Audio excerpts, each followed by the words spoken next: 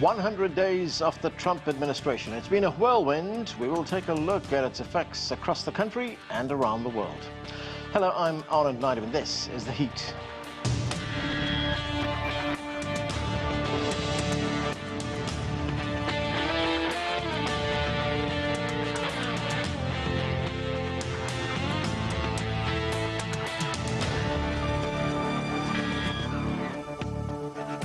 The US economy is shrinking, according to data released by the government, at an annualized rate of 0.3% after nearly 3 years of solid growth. That bad news comes on the heels of Trump's 100 days in office, and he's already battling historic low approval ratings. Americans are looking at core campaign issues, including the economy and immigration. CGTN's Poppy Mputing looks back on these past 100 days. When Donald Trump returned to the U.S. presidency in January, he was riding high on a historic win. In his first days, signing a slew of executive orders, Trump 2.0 echoed the fervor of his campaign, promising his supporters robust and urgent action. Top of his agenda, tackling high inflation and consumer prices, and curbing illegal immigration at the southern border, in part by implementing a widespread deportation program. However, polling shows that Americans may be losing faith in the president. One Washington Post ABC News Ipsos poll shows his approval rating lower than any other past president at this point in their presidency, whether in a first or second term. Specifically, it finds 39% of adult Americans backing his handling of the job, while 55% disapprove. An Associated Press Nork Center poll notably finds that only little more than half of those in Trump's own party, Republicans, believe he is focusing on the right priorities. Trump's popularity is even taking a hit on an issue that he campaigned on fervently, the economy and inflation, which has been negatively impacted by his administration's tariffs and trade policy.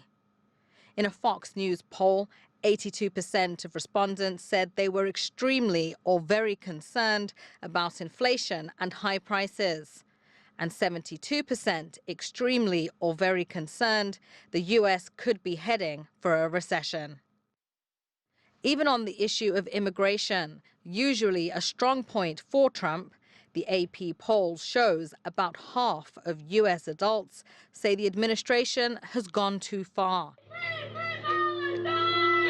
This comes following moves to cancel hundreds of visas of international students for demonstrating in support of Palestinians in Gaza, and in the aftermath of unprecedented mass deportations of suspected Venezuelan gang members and others to a notorious prison complex in El Salvador.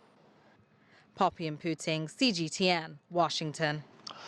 Okay, to discuss Trump's 100 days, let's bring in our panel. Here in our studio, Rubin is a former U.S. Deputy Assistant Secretary of State. From Miami, Jadan Horyn is a political analyst. Liang is Chair Professor of Economics at Willamette University. She joins us from Oregon. And here in Washington, D.C., Anton Fedyashin is a Professor of History at American University. Welcome to all of you. Jadan, President Trump is not deterred in any way by these low poll numbers. In fact, he held a rally to celebrate 100 days with the theme 100 Days of Greatness. But most Americans, as we heard in those polls, are not happy with his leadership. What is your assessment of these 100 days? Well, the 100 days are record-breaking. We have over 142 executive orders. We have to go all the way back to FDR to have a president that has come even close with 99. It's definitely an unprecedented modern reform of the executive apparatus of the U.S. government. But I definitely think in terms of public opinion polling, Trump has endured far lower. In fact, he lost the presidency in 2020. So I believe that he is undeterred, whether he has high polling or low polling. He has a vision, and that is a tariff-enforced fair trade world, with a healthier America, backed by Maha and the various elements of his units, in a far pared back federal government. Whether he is able to accomplish that remains to be seen. Congress has not acted, but the president himself, I would say, is jubilant because the voters gave him a second chance, and he's a lame duck. So he really has no impediment other than, I guess, a possible impeachment again for some hypothetical thing. That didn't stop him last time, and it won't stop him this time. Okay, Young Liang, I was talking about those numbers on the economy that came out, and these newly released numbers, they show the U.S. economy contracted by an annualized 0.3%. That was in the first quarter of this year. Trump blames the previous administration of Joe Biden for these numbers, but economists point to the rise in imports amid the fears of tariffs. What is your view on why the economy contracted? Well, good to be with you, Anand. So it's very clear. I think things have turned a really wrong turn when Trump started all these tariff war, especially after April the 2nd. If you look at the immediate market reaction, the stock market tumbled. Now it almost recovered because of all these pause. But still, when you look at the dollar value, it has still gone down by about 4.4%. The 10-year Treasury yield is still up by about 4%. So the market definitely didn't like what Trump has done when it comes to the tariff war. It's clear this is going to produce a lose-lose situation for the economy, not to mention a lot of the geopolitical implications. And again, a lot of the soft data already show the economy has been softening. When you look at the consumer sentiment, according to the Michigan's Consumer Sentiment Index, that reading was 52.2 in April. And the last time that we saw such a low reading was back in the 1980s.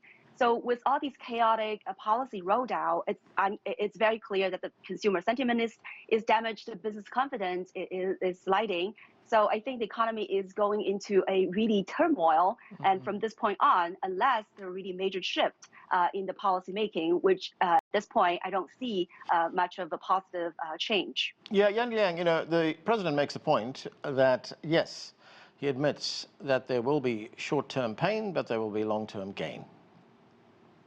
Well, first of all, I think, again, it's no end in sight when this tariff will actually come to a sort of conclusion, right? Trump has been talking about all these countries are coming to make trade deal. The closest one that we hear is India, but that's very symbolic. India only, run about $46 billion of trade deficit with the U.S. That's like 0.6% of the U.S.'s trade deficit. So it's really symbolic. And when it comes to, tariff and all these trade deals, we know it takes a long time. Not to mention, with all this uncertainty, I think the damages on businesses in terms of their business decision making, with their investment decisions and hiring decisions, this is going to have a long-term effect. So I don't think this is going to have a very swift turnaround. Not to mention, I don't think conditions are mature and ready to really have those so-called long-term gain. Joel, as we've been saying, Trump's ratings are low. Even some Republicans actually give him, a bad grade. But the thing is that if we look across the polling, his base is holding. And the other point we have to remember is that he's been able to do much of what he's done without much political opposition. The Democrats have been squeezed out of this. So how do you assess the first 100 days? Well, that's coming. Look, the American people's temporary insanity of voting for him back in November is finally past, and we're seeing it in the polls. It's only 100 days that Donald Trump has been in office, and the bottom is already appearing, but there is no bottom, just as we're talking about with tariffs, that we can really count on. There is no necessarily bottom rung where he can go that he can depend on. And why? Because he's eating into his base right now. 39% approval means that he is not just losing all Democrats and a chunk of independents, but Republicans as well. His efforts are attacking Republican districts. Shutting down USAID, for example, means that export markets for soy farmers are now drying up. Putting on tariffs, as he's done willy-nilly, means that we are going to have empty shelves, according to retailers in this country. We've never seen a stock market crash in the first 100 days like we have now, not in 50 years, and this is the worst GDP performance in 5 years. Joe Biden never had a quarter of a retraction.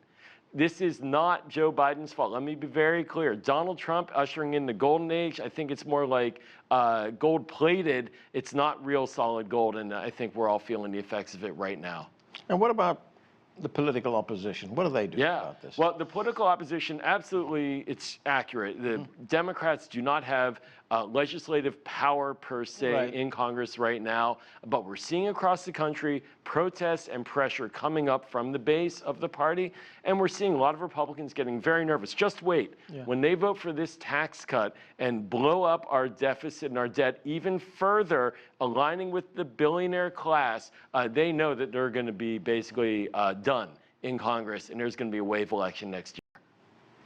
Okay, Anton Fedyashin, I mean, during these past 100 days, there have also been very serious questions raised about President Trump's commitment to the rule of law. In fact, 26% of Republicans think he's gone beyond his authority, especially when we look at what he's doing on immigration issues. I mean, to what extent is Trump really testing the limits of presidential power here? To the fullest extent, Anand, and we haven't seen anything like this in living memory. There have been presidents who have made questionable decisions. There have been presidents who have been caught moving, operating, maneuvering around Congress to supply illegal funds to, anti-communist insurgencies. All of this we've had, but such consistency hasn't been seen at all. So this truly is unprecedented, and I have to agree with Joel here. I think that the litmus test will be the midterm election. If things don't start improving in terms of the consequences of Trump's actions within 1 year from now, roughly, the Republicans are first going to suffer at the polls, and we'll see that in the House and potentially the Senate. And then, of course, we'll have to talk about what comes in the next presidential election. The thing about Trump, the problem is that he doesn't care. It's his last term, and he doesn't have to worry about the consequences. Well, he doesn't think it's his last term, though. Right. Well, it is. Okay. One of many executive orders that are unconstitutional. Right. Anton, one other point. I mean, there is a clash with the judiciary right now. I mean, could we see a constitutional crisis? Well, I don't think it's come to that yet. I think so far the judiciary has been successful at fighting the executive. This, by the way, is exactly how the founding fathers framed the Constitution. And for all of the craziness in the Trump White House, it has been abiding by that basic framework. Now, no one can predict what's going to happen in the next 3 years, but so far the system is working, and it was geared to actually restrain such individual endeavor as we're seeing now. Yeah. Joel, on the question of the president's commitment to the rule of law, I mean, he's been using some really old laws to deport hundreds of people out of the country, denying them recourse to the courts. There's been no due process there. Hundreds have been deported, as we know, to that notorious prison in El Salvador. In some instances, judges' orders appear to have been ignored. That's a feature, not a bug of the program here. Look, President Trump's pushing executive orders that are unconstitutional and lawless actions. They intentionally evaded the law when sending undocumented migrants to El Salvador against the judge's wishes. And now the Supreme Court's made it very clear, facilitate the return of a gentleman back to Maryland. Facilitate his return means bring him back. And the president just the other night in an interview said, sure, I could call and get him back, but nobody told me to do that. He's willfully ignoring the rule of law, and I think is begging for a constitutional crisis. You know, I want to get back to what we were talking about a moment ago, in that Trump wants to run for a third term. Now, one of his closest associates, the former strategist Steve Bannon, had this to say. Let's listen. President Trump is going to run for a third term, and President Trump is going to be elected again on the afternoon of January 20th of 2029. He's going to be president of the United States. And another thing I should say, Joel, is that President Trump is already selling merchandise. You know that he's selling merchandise for 2028. More money to be made all the time. Trump for 28, that's, you can get buy the T-shirts, get the caps, etc. I mean, is this just rhetoric to rile up the opposition, or what is it? Well, first of all, if he wants to run, then I would love to see Barack Obama run against him, and it will be a 65-35 victory for Obama. But, you know, look, this is reckless talk. This just demonstrates the disdain for the Constitution. And what he's doing, and this is my concern, is he's doing what he did back in the lead up to January 6, 2021, which is he's creating a false vision for the future and his political leadership to his base. And then he's going to say, they prevented me from running again, even though it's unconstitutional, even though nobody in the office has said I'm going to take a third term. That's just not how it works. And so I'm very concerned about the potential for political violence that he is creating. He's fomenting a desire to keep him in, which is just not necessary. And in a democratic republic, we do not elect dictators. Liang, you know, the past 100 days has also been dominated by news of the president's efforts to cut the federal budget. Well, to cut entire departments, entire agencies have been demolished. He's hired Elon Musk to do that. Elon Musk and his Department of Government Efficiency, known as DOGE. I mean, it's not been any kind of clinical, you know, operation. It's, as Elon Musk said, it's been a chainsaw that they've taken to many, many departments. How big do you think is the damage that's being done? Well, I think first of all, it's very clear that these very reckless actions simply hobbled the government, the various departments, and some of these decisions are so hasty that sometimes they lay off people and only to try to fight them back and rehire them the next day. I mean, this happened to the Department of Agriculture, and it also happened in other departments as well. And it definitely disrupts all these essential public services that people need, right? To make sure that, you know, the air traffic controllers are in control and ensure all these safety, and make sure that, you know, we do have the eggs, right, and contain these avian bird flu, and so on and so forth. And I also just wanted to mention that despite all the talks about $2 trillion cut by the DOGE as they pledged, so far, I think they really made only about $62 billion of so-called savings. And none of this is from fraud or any wasteful spending. It's simply they cancel, you know, many of these contracts and take off very important departments like USAID, and also had pledged, you know, 40% cut on the National Health Institute, and also 55% cut budget of the National Science Foundation. So all of these not only create a lot of short-term, you know, chaos, but also I think really undermine the U.S.'s long-term prospect. According to a very recent survey by the Nature, with 1,200 scientists, 75% of them said that they have the intention of leaving the country because of this disruption in their scientific research. So I think this is really undermine the long-term prospect of the U.S., not just all these short-term chaos, not to mention, a lot of this infringement of power that some of these departments, by constitution, by the U.S. legislation, should be in presence, and yet they're being threatened or closed down significantly. Joel, Liang makes some great points there, but on these sort of slash and burn tactics that they've been using, it's fair to say that there is public support for these reductions. That the public believes that there is a great deal of waste, fraud, abuse. Well, Anna, where I come down on this is I believe in the American Constitution. And I believe that if there are going to be cuts made to programs and that there are going to be savings that the American people want, and the American people are right on this, we should have a more leaner, meaner, efficient government, that needs to be put together, reviewed by the executive branch, and proposed to Congress, and Congress needs to vote on this and make an informed decision. Congress has the power of the purse.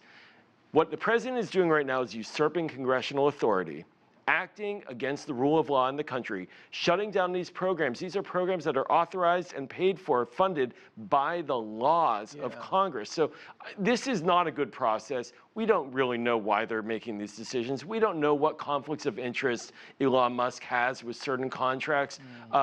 We don't have any transparency. We just know they're cutting a bunch of contracts and claiming savings that they can't justify without congressional input. Okay, Anton, I'm going to turn to some of what the president has been doing in terms of foreign policy over the past 100 days. Well, let's turn to his own self-proclaimed diplomatic skills. He claimed, even before he was elected, actually, that he would end the conflict between Russia and Ukraine in one day. That's what he said.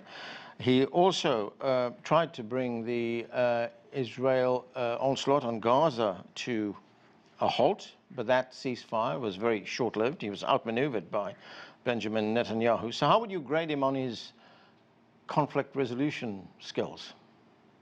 Well, he tried his best, and the best thing that I can say about Donald Trump is that it seems that he does not have an inherent love for conflict, like a lot of the neocons who have dominated American foreign policy over the past 3 decades do.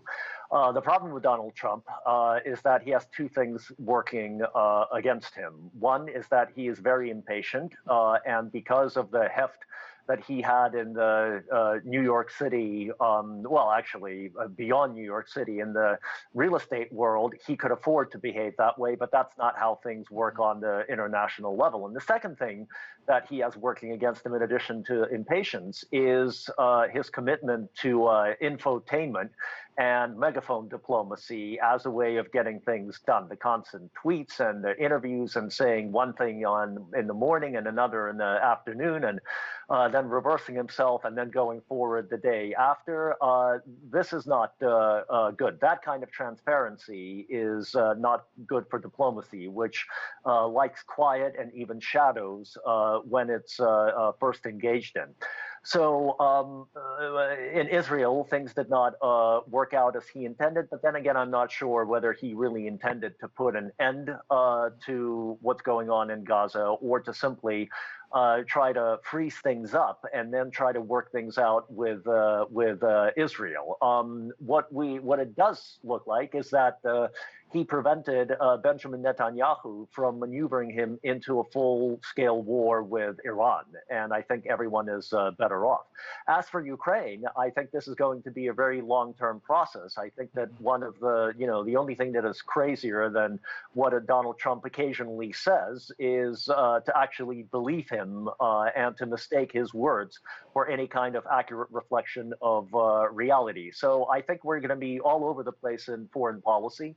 I think the prominence of Steve Witkoff as a personal emissary versus the actual Secretary of State, Marco Rubio, who has taken a second, if not a tertiary role in many processes, is indicative of how Donald Trump is going to be running foreign affairs, which is through the Oval Office, not through the State Department. What are your thoughts on that, Joel? I mean, Anton makes the point that he is using Steve Witkoff as his emissary to try and resolve some of these very complicated issues. Steve Witkoff, of course, is one of his real estate colleagues. Yeah. Not well versed, I would imagine, in foreign policy. You've been on the inside. You've been there. And it also seems that Marco Rubio has been sidelined for many of these things. Yeah, and then I served in both Republican and Democratic administrations at the State Department. And God bless Steve Witkoff. He seems to be the guy that has to resolve every difficult issue on the planet and do it within a week. This is just not how it's done. And to this point, words matter. When the President of the United States speaks, countries need to understand where he stands. And that drives action, that drives diplomacy, that drives relationships. What we're seeing right now, however, is whiplash and confusion around the world about how to deal with President Trump. Look to the north. Our easiest neighbor, no one could have dreamed of an easier neighbor to have than Canada. And we have a Canadian Prime Minister coming in on a platform of standing up to America and Donald Trump. How does that help American national security? It doesn't. And I think to this idea of resolving conflicts, I agree to a certain extent that the president is not interested in wars, but he's engaging in a war right now against the Houthis in Yemen, and nobody's talking about, where we are bombing excessively without congressional authorization and without a clarity about why we're doing it. Now, how does that mean we're not getting entangled in foreign wars? I don't know. I just think that the president, he really makes decisions off the cuff. We don't know if he's going to decide to go to Tehran tomorrow or bomb Tehran tomorrow. And that's just very difficult to manage national security with that kind of confusion. Liang, there's something else we've also been hearing about the way in which President Trump deals with the rest of the world. And again, it comes to the way in which he imposed these tariffs. I mean, last week I was at the IMF World Bank spring meetings, had a chance to talk to a lot of the ministers who were there. I mean, there's this word that often comes up, and it's trust, that the United States trust has been compromised. Right. So I think that in terms of the U.S.'s, so-called global leadership, I think it's significantly undermined by the Trump administration, and the tariff war is definitely one of them, because he basically, levied the tariffs in a very sweeping scale to many countries, 150 of them, and some of these are, the U.S. traditional allies, and some of them are considered as the U.S.'s rivalry. But nonetheless, all of these countries were threatened to impose very high level of tariff. And so that definitely tear apart the kinds of trust, the trust in the multilateral system, the trust in this global, trading system that was pretty much established 80 years ago, led by the United States. And I think it's even more than that, right? I mean, not only that the U.S.'s sort of credibility in maintaining this multilateral system is undermined, but also the dollar status. I think in the recent weeks, we already seen this, bond yields have gone up and the dollar value has been weakened. And I think that king dollar, the sort of unshakable status right now is in some ways under question. And the global sort of the military sort of prowess for the United States, I think is also undermined by the U.S.'s own action of going around and again, threatening countries to pay up on the defense spending. Otherwise, the U.S. would, significantly weaken its security apparatus. And I think that undermines the U.S.'s own military prowess. Yeah. And last but not the least, with all these talk about liberal democratic values, the U.S. has been, talking about forceful takeover of the Greenland and annex Canada, and also, forceful take back the force the Panama government to divest its Canada, the Panama Canal. Right. So I think all of this, in some ways, really clearly demonstrate the U.S. has no respect of all these so-called democratic values, and I think that really also undermines the U.S.'s so-called leadership. Okay, Anton, very quickly, I've got less than a minute. We talked about trust, but what about the president's style? I mean, we saw that very public showdown in the Oval Office between the president, the vice president, and President Zelensky of Ukraine. Yeah, the style is the same as what we saw in the first presidency, which is a person with no filter. Look, America First is a policy that every single American president has always followed. No president has put Canada first or Mexico first or Argentina first, and no one in their right mind would expect them to. It's just that Donald Trump has a way of doing it, which is offends many people and pushes them away, and ultimately will do a great disservice to the dollar as the international reserve currency. And I think that is the biggest unintended consequence of all of this chaos and the economic war that he has unleashed against the rest of the world. Okay, and that is where we have to leave it. That's it for this edition of The Heat. I'm Anand Naidu in Washington.